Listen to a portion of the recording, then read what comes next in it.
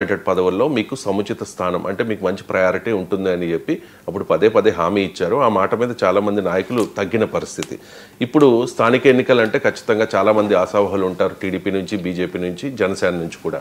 So స్థానికంలో కూటమికి ఎదురయ్యే సవాళ్ళు ఏంటి సార్? అంటే డెఫినెట్గా స్థానిక ఎన్నికల్లో క్షేత్రస్థాయి నాయకత్వం, ఎందుకంటే రోజువారీ తమ ఎగ్జిస్టెన్స్లో ఉండే సవాల్. ఇప్పుడు ఎమ్మెల్యే ఎవరు అన్నదానికన్నా మా మండల ప్రెసిడెంట్ ఎవరు, సర్పంచ్ ఎవరు. ఇప్పుడు ఒక గ్రామంలో తెలుగుదేశం బలంగా ఉంటుంది, కానీ ఆ గ్రామ సర్పంచ్ జనసేన వాళ్ళకి ఇచ్చారనుకోండి, ఆ మండలంలో తెలుగుదేశం బలంగా ఉంటుంది. కానీ ఆ మండల ప్రెసిడెంట్ బీజేపీకో జనసేనకు ఇచ్చారంటే తెలుగుదేశం నాయకుల్లో ఎంత హాట్ బాన్ ఉంటుందో మీరు ఆలోచించండి. ఎందుకంటే ఎమ్మెల్యే అంటే ఓకే మా స్థాయి కాదు కదా అనుకుంటారు. సో ఎక్కడ సమస్య వస్తుంది అంటే చాలా చోట్ల జనసేన ఎమ్మెల్యేలు ఉన్న చోట అయితే ఇంకెక్కువ డిమాండ్ ఉంటుంది.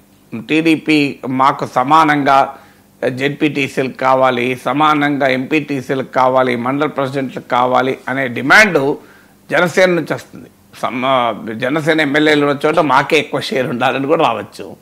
కానీ సమస్య ఏంటి, జనసేనకు సీట్లు ఇచ్చిన చోట కూడా టీడీపీ బలమైన పార్టీ. పొత్తులో భాగంగా కొన్ని సీట్లు జనసేనకి ఇచ్చారు. ఇప్పుడు జనసేన గెలిచిన 21 సీట్లలో కూడా మీరు లెక్క తీస్తే జనసేన ఎన్ని సీట్లను ఖచ్చితంగా చెప్పలేను, కానీ మెజారిటీ సీట్లలో ఆ నియోజకవర్గంలో జనసేన కాదు డామినెంట్ పార్టీ, టీడీపీయే డామినెంట్ పార్టీ. ఎందుకంటే జనసేన 2019లో సొంతగా పోటీస్తే ఒక్క సీట్ రాలేదు కదా, ఈవెన్ పవన్ కళ్యాణ్ కూడా ఓడిపోయాడు కదా.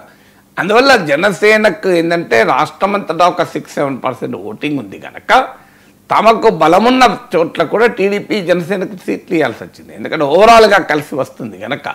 కాన్స్టిట్యున్సీ వైజ్గా తీసుకుంటే జనసేన గెలిచిన సీట్లలో కూడా టీడీపీ సీట్లే అవి, టీడీపీ బలంగా ఉండడమే.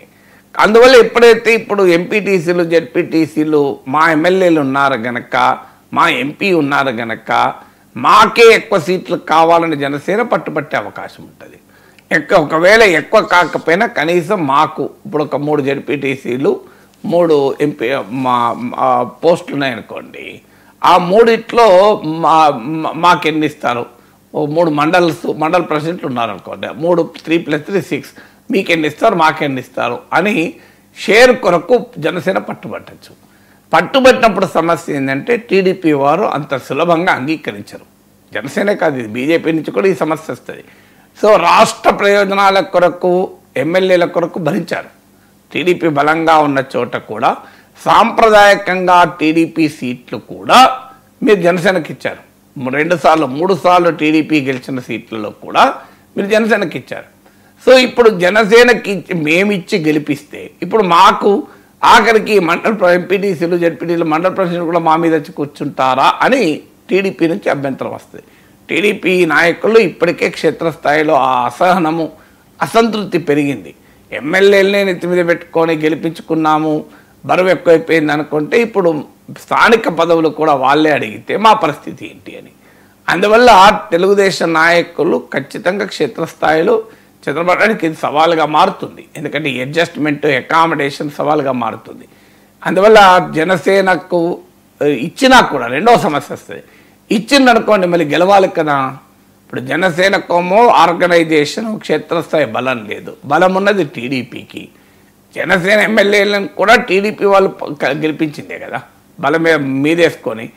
వాస్తవంగా గెలిపింది టీడీపీ. అంటే ఏదో తీరగా జనసేన కోసం త్యాగం చేస్తారని అనడం లేదు. పవన్ కళ్యాణ్ రాష్ట్ర వ్యాప్తంగా తీసుకున్న వైఖరి టీడీపీకి అధికారం రావడానికి కారణమైంది కనుక క్షేత్రస్థాయిలో తమకన్నా బలం తక్కువ ఉన్న మిత్రపక్ష గెలుపుకు టీడీపీ పనిచేయాల్సి వచ్చింది. ఎందుకంటే ఓవరాల్గా స్టేట్ ఇంట్రెస్ట్లను చూసుకుంటే కనుక. అందుకే పవన్ కళ్యాణ్ గేమ్ చేంజర్గా అనుసరించిన వైఖరి వల్ల. కానీ క్షేత్రస్థాయికి వచ్చే వరకు ఈ పొలిటికల్ డామినేషన్ ఎవరిది అనే సమస్య వస్తుంది. అందువల్ల ఒకవేళ టీడీపీ పొత్తులో భాగంగా జనసేనకి ఇచ్చినా కూడా టీడీపీ ఓటర్లు జనసేనకు ఎంత మేర కోటేస్తారు. ఎందుకంటే లోకల్ లాయల్టీస్ ఉంటాయి. ఎమ్మెల్యే అనే వరకు ఏమవుతుందంటే చంద్రబాబు నాయుడు ముఖ్యమంత్రి చేయాలి అనే కోరిక వల్ల, అందులో జగన్మోహన్ రెడ్డి టీడీపీ పైన చంద్రబాబు నాయుడు పైన వ్యవహరించిన తీరు వల్ల, చివరికి చంద్రబాబు నాయుడుని అరెస్ట్ చేయడం వల్ల టీడీపీ శ్రేణుల్లో ఆ అక్కసు ఏర్పడింది. 4 ఎమ్మెల్యేలు రాకపోయినా మంచిది, జగన్ ఓడించాలి, అందుకొరకైనా మన మిత్రపక్షాలు కలుపుకోవాలి అనే కసితో పనిచేశారు. సో టీడీపీ అందుకే టీడీపీ నుంచి జనసేనకు 90% ఓట్ ట్రాన్స్ఫర్ కూడా కావటానికి నేను డే 1 చెప్తున్నా, మోర్ దెన్ 90% ఓట్ ట్రాన్స్ఫర్ అవుతుంది. కారణం అది. కానీ ఇప్పుడు క్షేత్రస్థాయికి వచ్చేవరకు ఏమవుతుందంటే వేరే పార్టీల వాళ్ళు కూడా టీడీపీ తరఫున టికెట్ రాకపోతే పక్క వేరే వైసీపీకి పోయి కూడా పోటీ చేయొచ్చు. సో అందువల్ల జనసేన వాళ్ళు పోటీ చేసిన తెలుగుదేశం ఓటు క్షేత్రస్థాయిలో ఎంత ట్రాన్స్ఫర్ అవుతుంది, అసంతృప్తి టీడీపీ శ్రేణుల్లో ఉన్నప్పుడు వాళ్ళు ఎలా పనిచేస్తారు, ఎలా గెలిపిస్తారు అనే క్వశ్చన్ ముందుకు వస్తుంది. మూడవది ఏంటంటే ఒకసారి మరి ఒకవేళ ఇవ్వలేదు అనుకుందాం, జనసేనకు బలం తక్కువ ఉంది కనుక పవన్ కళ్యాణ్ అంగీకరించి తక్కువ సీట్లకే అంగీకరించాడు అనుకోండి, అప్పుడు ఇంకో ప్రమాదం టీడీపీకి ఉంటుంది. ఏంటి ఆ ప్రమాదము అంటే జనసేనకు డమ్మీ చేస్తున్నారు, పవన్ కళ్యాణ్ డమ్మీ చేస్తున్నారు. మీరు ఇంతకుముందు అన్న చూడండి 21 సీట్లే తీసుకున్నాడని అప్పుడు రామజోగేలు ముద్రగడ పద్మనాభాలు అటాక్ పెట్టలేదా?